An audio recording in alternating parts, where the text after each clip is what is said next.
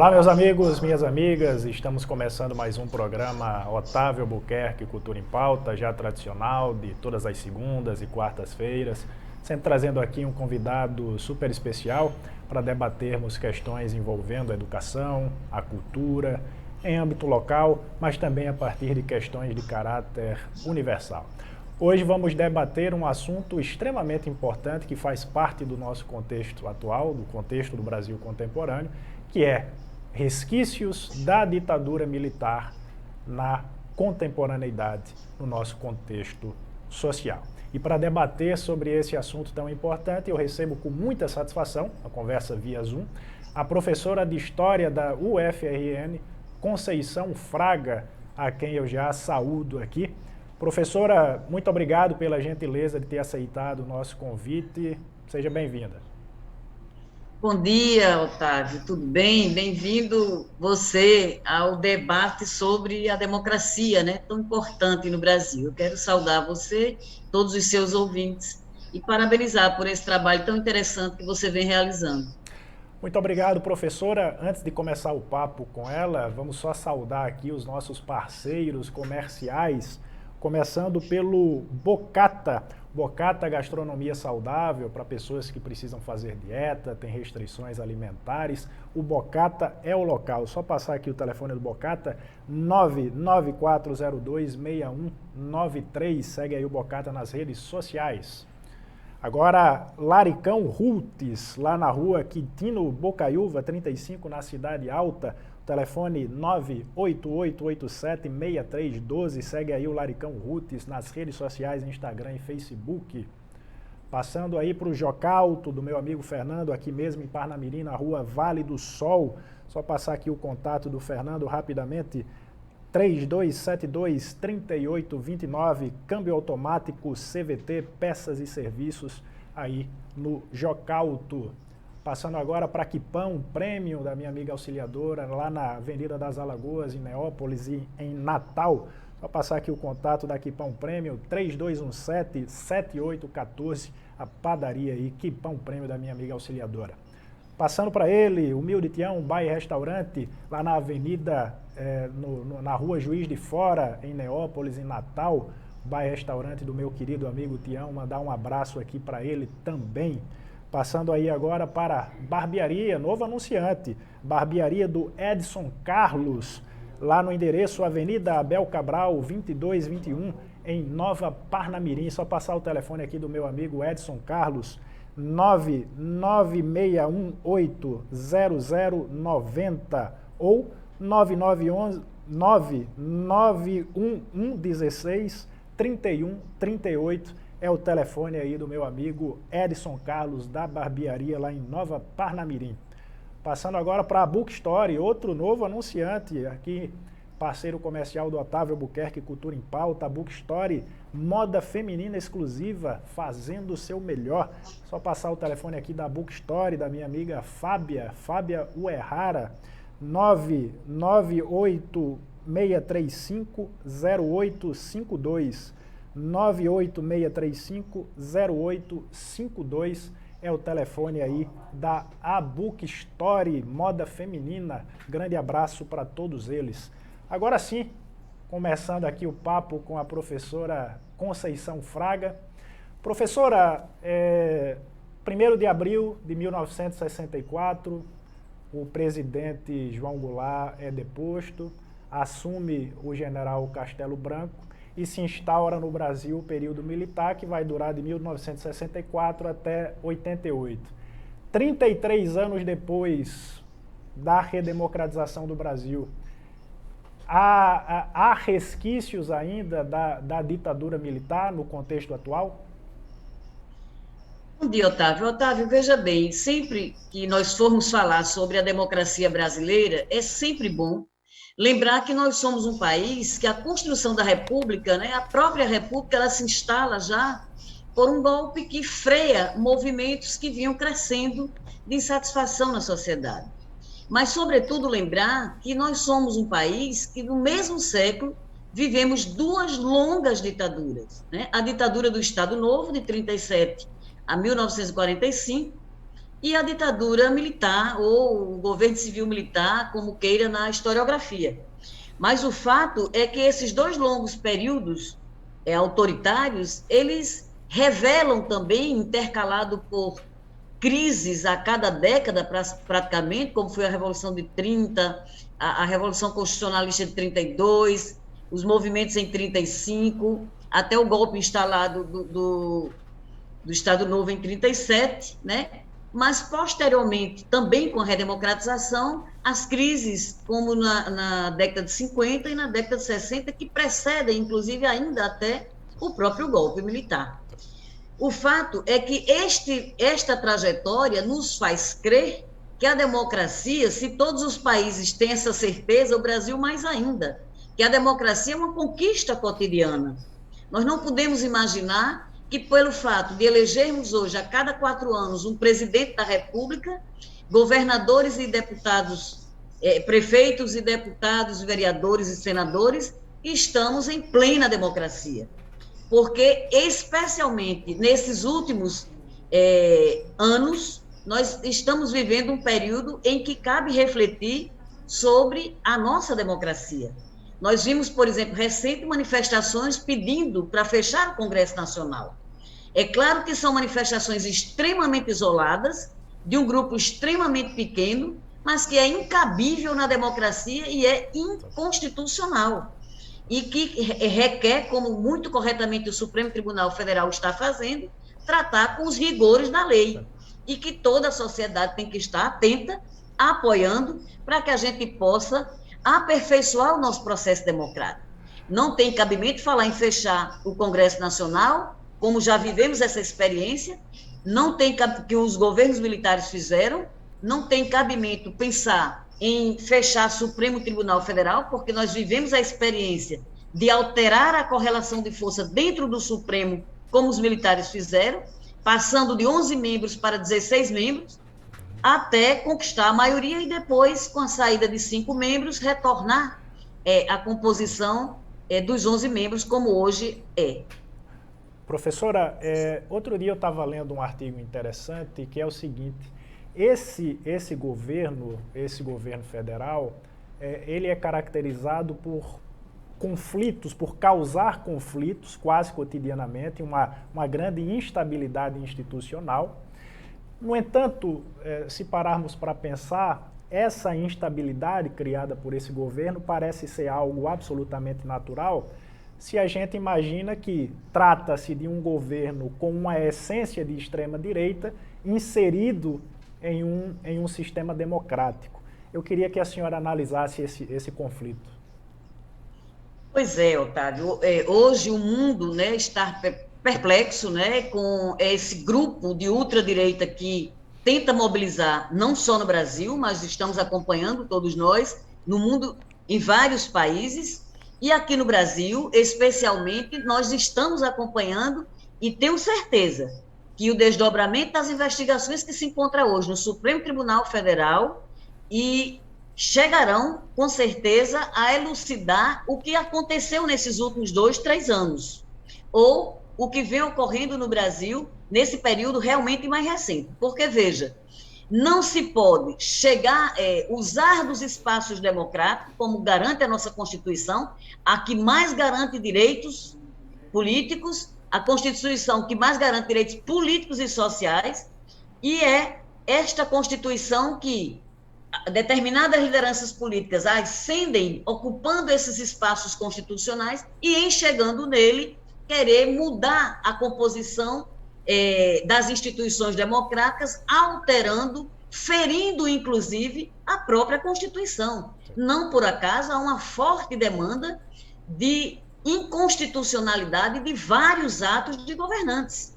Isso sem falar que, certamente, outros governos anteriores, se tivesse passado se tivesse cometido ações, como vem se cometendo hoje determinados governantes, certamente o conflito político estaria muito mais forte na sociedade, né? Mas a sociedade tem sido extremamente paciente, tem agido extremamente constitucionalmente e tem também ficado atenta para impedir que estas práticas, elas ascendam. A prática que é do mundo subterrâneo, a prática que é do mundo paralelo, a prática que é de uma realidade completamente distante da ampla maioria da sociedade brasileira, não pode querer se impor num processo eleitoral. O processo eleitoral, ele ocorre, os governantes são eleitos, porém, tão logo eles tomam posse daquela função pública, há, a partir dali, o encerramento do processo eleitoral.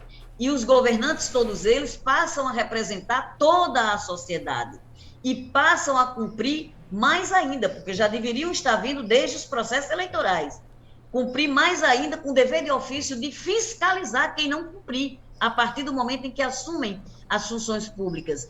Portanto, não se permite que se usem dos espaços democráticos para esgarçar, destruir o tecido social e a nossa democracia tão cara, que custou vidas, que custou prisões, que custou mortes, que custou desaparecimentos de gerações de pessoas e de jovens nesse país. Professora, a senhora considera que a ascensão de um governo como esse, de caráter fascista, significa uma oscilação natural da democracia ou até mesmo uma ameaça às instituições? Ou é algo pior? É um retorno ao que sempre fomos, um país reacionário, de pessoas machistas, onde impera o preconceito, o racismo? É um retorno ao que a gente é de origem? Eu não gosto muito, Otávio, dessa ideia pessimista de um passado que, de fato, nós tivemos na nossa história. Mas eu gosto de ver um país que dos seus 500 anos, mais de quase 400 anos de colônia, um país que viveu 100 anos, quase, né? Mais de quase 100 anos de império, mas, sobretudo, um país que construiu uma república e em tão curto tempo consegue ser uma das maiores economias do mundo. É esse o Brasil que encanta os brasileiros, é esse o Brasil que a gente quer resgatar, é esse o Brasil que a historiografia nos mostra que fomos capazes de construir. Nós somos, portanto, um país que estamos hoje numa crise como essa da pandemia. Os nossos cientistas estão produzindo vacina, estão produzindo conhecimento na área farmacêutica e está demonstrando a nossa capacidade. Agora, também, ao mesmo tempo, ao fazer isso, revela a incapacidade de alguns governos, de alguns governantes, em não compreender e querer investir no país de maneira independente e autônoma. Porque o país, ele tem mostrado que quando ele age com independência e com investimento mínimo no desenvolvimento nacional, ele conquista impulsionar o país, fazendo avançar um período tão longo que até na historiografia já temos os 50 anos em 5, né, registrado no governo, mas que não só nesse governo, em vários outros governos, nós já mostramos o quão importante é o país e quanto investe, quando se investe em ciência e tecnologia e educação, tem retorno. Agora, o que falta no país? Falta políticas de Estado. Não tem cabimento cada governante que entra querer imprimir a sua marca. É preciso ter claro o que o país quer daqui a 30, 40 anos com educação, o que o país quer daqui a 30, 40 anos com ciência e tecnologia, o que nós queremos ser daqui a 30, 40 anos. Definido isso, os governos sucessivos que venham assumir a presidência, o governo, as prefeituras, todos têm que se voltar para implementar as políticas de Estado. É isso que precisa para dar solidez à nossa democracia e ao desenvolvimento do país. Professora, a senhora considera que o fato de muita gente, inclusive jovens, pedirem novamente a ditadura militar, muitos propondo, inclusive, AI-5, o fechamento do Congresso, significa um período obscuro da nossa história que não foi devidamente esclarecido, como foi, por exemplo, em outros países que passaram por ditaduras muito fortes, como a Argentina e o Chile, que tiveram comissões da verdade ali pouco tempo depois. A nossa foi só de 2012, por exemplo. É claro que a adesão a essa ideia de retorno à ditadura militar tem a ver com a ascensão de um governo que flerta com isso a todo momento. Mas é também o fato desse período não ter sido devidamente esclarecido para a população? Otávio, veja bem. Primeiro, na questão passada, eu esqueci de colocar um elemento muito importante que você retoma agora, né? Quem são esses grupos que pedem para fechar Congresso, para fechar Supremo? Claro, Otávio, que é uma política antidemocrática, mas que namora, flerta com o fascismo. E o Brasil, por ser um país que viveu essa experiência nos anos 30, é um país que é muito cuidadoso, que é muito preocupado com essas manifestações, porque já conhece quanto ela prejudicou a história do nosso país. E ela prejudicou a história, não só a história do ponto de vista da sua narrativa, mas o fascismo prejudicou também a economia do país. Sobretudo, é incabível pensar isso hoje no Estado Democrático de Direito, onde as empresas investem naqueles países que têm uma estabilidade jurídica, que tem uma segurança jurídica, que tem uma estabilidade econômica, ou seja, que você possa pensar em planejar. Para pensar em investir, é preciso pensar em planejar. Então, como planejar com uma sociedade que flerta com o fascismo, que flerta com o autoritarismo? Essa é uma questão para que os empresários pensem bem. Não por acaso tem as cartas aí, né, pressionando determinados governantes para que reflitam sobre as políticas necessárias a serem tomadas. Então, veja, o fascismo, eu penso isso. Eu penso que não há um governo fascista. Agora, há práticas de governantes, de pessoas que flertam com o fascismo. E isso é perigoso. Isso não se pode nem imaginar num país com a Constituição que nós temos. Penso também que você tem absoluta razão em dizer que o Brasil ele deve explicação ainda sobre o que ocorreu durante os governos militares. Ele deve explicação porque foi criada uma comissão da verdade, né? Mas até hoje nós reconhecemos que houve tortura, reconhecemos que houve prisões indevidas, reconhecemos todo o autoritarismo da época. No entanto, nós vivemos uma situação paradoxal. Nós podemos dar aula e dizer essa verdade, mas essa verdade não pode chegar dentro dos quartéis, porque precisa ser comemorado. Não se comemora tortura, não se comemora prisões indevidas, não se comemora autoritarismo. Isso é um assunto que faz parte da história. Portanto, cabe a nós, profissionais, professores, aqueles que dão aula, que estamos no dia a dia dando aula de história, e a sociedade, com seu dever de fiscalizar, e as instituições democráticas, com também seu dever de fiscalizar e fazer cumprir a Constituição, entender que esse é um assunto que nós não podemos esquecer, porque eles fazem parte, esse assunto ele faz parte da história do país. Agora, nós precisamos também pensar o país para frente, para o futuro. E pensar o país para o futuro é resgatar, sobretudo, a competência que tem todos os setores da sociedade, entre as quais os intelectuais que presos indevidamente foram durante a ditadura militar, os artistas que presos e mortos também indevidamente foram durante a ditadura militar, e também jovens, trabalhadores e todos aqueles que foram vítimas daquele regime autoritário. Mas também não podemos deixar de pensar que as Forças Armadas de hoje, elas não são mais aquelas Forças Armadas de 1964. Elas são Forças Armadas que já se criaram e se gestaram na democracia. Agora, é óbvio que o pensamento humano, ele ultrapassa épocas. E nós temos, inclusive, hoje, né, membros de pessoas que, inclusive, exercem funções públicas importantíssimas, alto escalão de governos, né, que participaram, por exemplo, do golpe do contra-golpe contra a direita, em 1977, como é o caso de ministros, né, de autoridades que estão aí hoje no governo e que participou desse período, né? Mas é um período que já não estamos mais vivendo. Então, é preciso acreditar e apostar na democracia e nas instituições democráticas. E por isso mesmo é que a forma correta não pode, qualquer pessoa que comete um crime contra a saúde pública, ela vai pagar, seja com multa, seja com a prisão, porque o Código Penal e as normas infraconstitucionais também instaladas aí no país, para garantir o bom êxito no combate ao vírus, os governadores e prefeitos, corretamente, estão tomando atitudes.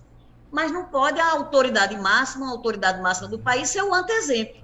Quer dizer, todo mundo sofre pena, mas determinadas autoridades não. Isso não pode acontecer, obviamente. Então, quanto maior a responsabilidade de um cargo público, maior a responsabilidade de ser exemplo. Exemplo de cumprir a lei e exemplo de cobrar ou fiscalizar o cumprimento da lei. Então, é preciso que a gente pense assim, para que a gente forme uma nova geração de jovens, crianças, adolescentes, e que todos nós possamos nos inserir na sociedade com respeito à Constituição, porque sabemos o quanto essa Constituição custou. Esta Constituição custou longos 21 anos de ditadura. Isso não pode, isso é a primeira aula que tem que ser dada em qualquer escola do aluno quando está se formando, para que ele saiba defender a democracia, saiba não brincar com a democracia. Ninguém tem o direito de brincar com a democracia, porque ela custou vidas no Brasil. Então, isso a gente não pode levar na brincadeira, como você bem coloca, outros países fizeram, penalizaram agentes públicos. Nós não fizemos. O Chile fez, a Argentina fez. Um dos resquícios, professora, da ditadura militar na contemporaneidade poderia ser o fato do Estado, por meio de ações policiais, definir inimigos públicos. É a imprensa, são setores da esquerda, as ações policiais nas comunidades, são os movimentos sociais. É um Estado que define inimigos, e esse é um dos resquícios desse período de autoritarismo? Verdade, Otávio. O que você coloca é extremamente preocupante. Um gestor público, e quanto mais alto o seu cargo, ele não pode dizer que tem um governo paralelo, um sistema de informação paralela, porque nós temos as instituições democráticas que funcionam, nós temos as polícias, seja ela a Polícia Federal, temos setores de investigação, temos Ministério Público, temos todos os órgãos que a Constituição prevê. Então, um administrador público, ele jamais, e ele precisa se explicar publicamente se em algum momento isso passou pela cabeça dele. Porque nem passar pode, muito menos falar. Mas se falou, tem que se explicar. Agora, mais grave ainda é agir. Agir para tirar determinados agentes públicos de funções públicas para facilitar e beneficiar, encobrir crimes acusados pelos órgãos competentes de estarem sendo cometidos. Então, isso não pode acontecer. Então, se isso em algum momento ocorre na sociedade, isso precisa ser apurado rigorosamente pelos setores que respondem por essa investigação e que precisam proteger o Estado democrático de direito. Esse papel ninguém pode tirar da Procuradoria-Geral da República. Este é um órgão que todos nós respeitamos e aguardamos que ele cumpra cada vez mais o que diz a Constituição brasileira. E em cada estado, os promotores também têm seu papel, tanto com os governadores como com os prefeitos, assim como a Polícia Federal, que durante os anos de ditadura, a minha geração, por exemplo, Otávio, para você ter receio, ter noção, era uma geração que tinha receio e não gostava de ter amigos da Polícia Federal, porque a gente nunca sabia se era amigo ou se ele estava ali para colher informação. Hoje não. Hoje a Polícia Federal é um cargo extremamente honrado, tem mostrado um trabalho extremamente positivo para o país, tem participado decisivamente no combate à corrupção, ao tráfico de drogas, ao tráfico de pessoas, enfim, cumprindo seu papel com muito zelo. E é por isso mesmo que a gente gostaria muito de ver cada vez mais essa instituição honrar aquele papel que a Constituição lhe deu e que todos nós admiramos, assim como a Polícia Federal, a Polícia Rodoviária Federal, as demais polícias do governo do Estado, as polícias militares, têm um papel extremamente importante, todas elas, mas não podem se permitirem ser usadas, sobretudo indevidamente, fugindo do seu papel e corroborando com visões paralelas, com visões de comandos que fogem ao bom andamento da sociedade democrática que construímos com tão duras penas.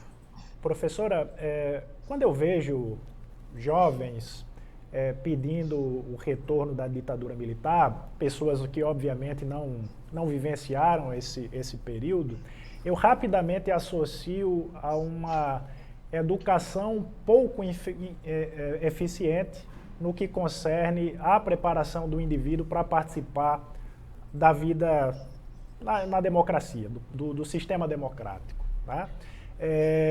A senhora também considera dessa maneira que o nosso país, até por ter uma democracia muito jovem, ainda é instável demais no que concerne a um sistema político consolidado como a democracia, até um certo atraso no que concerne a um processo civilizatório, ou é exagero falar isso?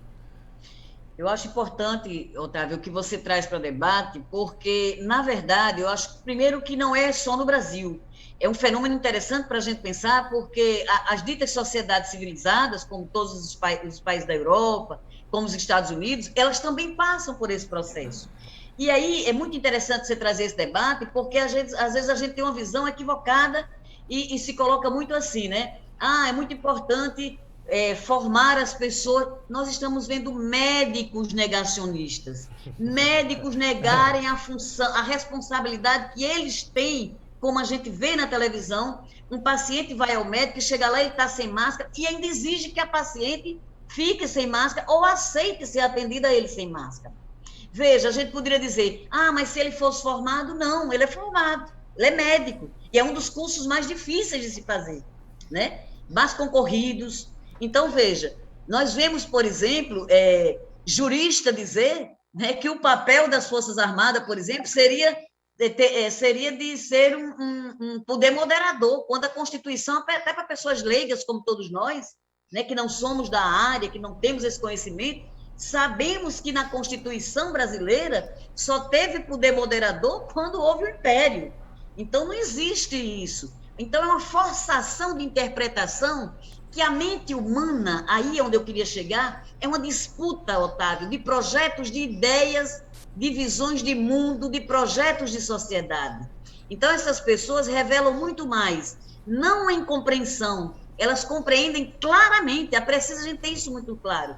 Elas têm uma visão de mundo que não tolera o outro, que não permite conviver com o outro, que não tem empatia com o outro, que não consegue, pasme, como pode um governante, Otávio, ver 350 mil mortos e se colocar como se não tivesse absolutamente nada a ver com isso, quando cada um de nós, cidadã, eu como cidadã, você como cidadão, na sua casa, ficamos comovidos com as pessoas e com as famílias enlutadas com tudo isso que está acontecendo.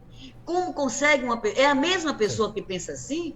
São as mesmas pessoas, Otávio, que se sentem indiferente com o outro que está desempregado, com o outro que está passando fome, com o outro que não sabe o que fazer da vida hoje. Ou seja, é essa indiferença que o país não pode permanecer. É preciso ter divergências de opiniões políticas, mas a gente tem que ter um consenso civilizatório. A defesa da vida, a defesa da saúde, a defesa do emprego, a defesa dos empregados e dos empregadores é fundamental e a Constituição nos garante. Professora, a gente já está se encaminhando mais ou menos para o final do programa, mas eu tenho duas questões rápidas para fazer para a senhora. Eu queria a gentileza de ser da senhora ser um pouco mais claro. Sucinta. Mais reduzido. É claro que os dois sistemas estão em polos antagônicos, a democracia e a ditadura. No entanto, quando se trata de liberdade individual, por exemplo, a gente pode encontrar semelhanças no sentido de que, num sistema democrático como o nosso, nós estamos sempre à mercê das leis do Estado, das imposições da coletividade, dos dogmas da igreja, da tirania da maioria, como diria o Alex de Tocqueville. Então, a gente pode encontrar semelhanças no que diz respeito à liberdade individual entre um sistema e outro? Só existe liberdade individual, né? A liberdade individual é aquela que você conquista. E a gente está vivendo na democracia, observando o quê? Que mesmo na democracia é um desafio conquistar as liberdades individuais. Agora, elas jamais podem se sobrepor às liberdades coletivas, à vontade coletiva. Nós somos um grupo, vivemos em sociedade e criamos a Constituição como contrato. Este contrato devemos respeitar. E no contrato não tem espaço para cada um por si. Cada um tem a liberdade da sua vida privada. A vida pública é de interesse coletivo. Com relação à questão da ditadura militar, que você traz novamente, e é importante, nunca esquecer, Otávio, que essa visão de que não, mas durante o autoritarismo a economia cresce mais rápido. É justo o contrário, Otávio. Nós pegamos o final da ditadura militar, um país quebrado, e foi a redemocratização do país que deu estabilidade à moeda, que promoveu o desenvolvimento econômico com liberdades. Esse é o desafio. Como viver coletivamente, garantindo as liberdades individuais e garantindo e promovendo desenvolvimento econômico, político e social. Professora, uma última questão. A senhora acha que uma educação política no currículo escolar, mas uma educação política voltada para o aspecto orgânico da política, ou seja, o indivíduo saber exatamente o que faz um deputado, um vereador, um prefeito, saber quais são as pautas que estão sendo discutidas no Congresso, na Câmara Municipal da sua cidade, enfim. A senhora acha que nós formaríamos gerações mais conscientes no sentido de preservar a nossa democracia e não de desestabilizá-la? Pois é, Otávio, eu estou cada vez mais me convencendo que em toda a grade curricular, nos primeiros anos, é preciso conhecer os primeiros artigos da Constituição. Até o artigo 5º é fundamental. Não pode um aluno, um cidadão brasileiro, ele não saber seus direitos. Quando você vê aquele povo lá na rua defendendo fechar Congresso, aí você fica, será que essa criatura um dia leu? Como ele disse, eu sei que leu. É uma visão de mundo. É uma visão de mundo, Otávio. Não é só ler. A educação política não é só a gente, pronto, eu li, estou sabendo. Não é assim.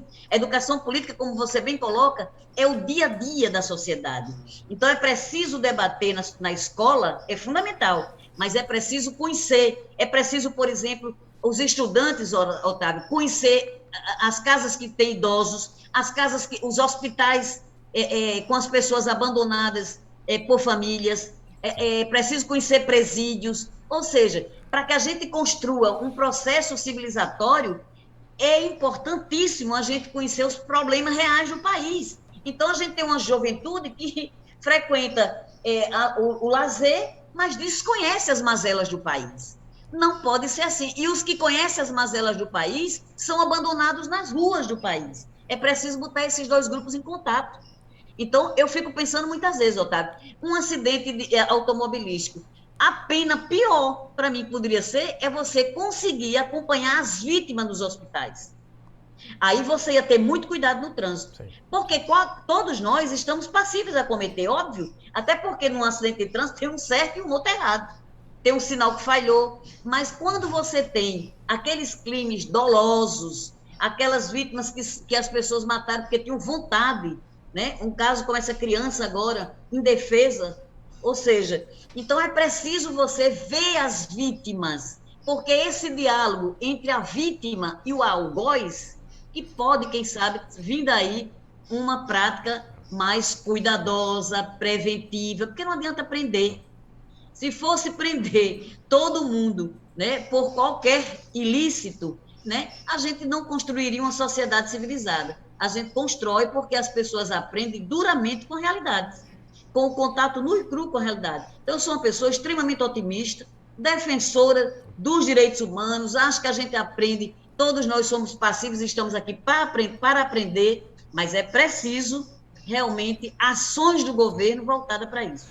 Certa vez, um sobrinho meu, ainda era bem criança, ele disse, tia, você vai conhecer um país civilizado, você visita um presídio. É verdade. Quando você vai no presídio no Brasil, você tem a real dimensão do desleixo das autoridades com o cidadão. Professora Conceição Fraga, muito obrigado pela sua participação, um conteúdo riquíssimo que a senhora apresentou aqui. Eu tenho certeza que quem está nos acompanhando pelo canal Otávio Albuquerque Cultura em Pauta e pela TV Potiguar Notícias gostou, eu adorei. Venha outras vezes para a gente discutir outros temas de relevância. Muito obrigada, Otávio. Parabéns para você e para estar sempre colaborando e formar essa juventude que tanto precisa debater os problemas, os dilemas da sociedade. Muito obrigada, um bom dia a todos vocês.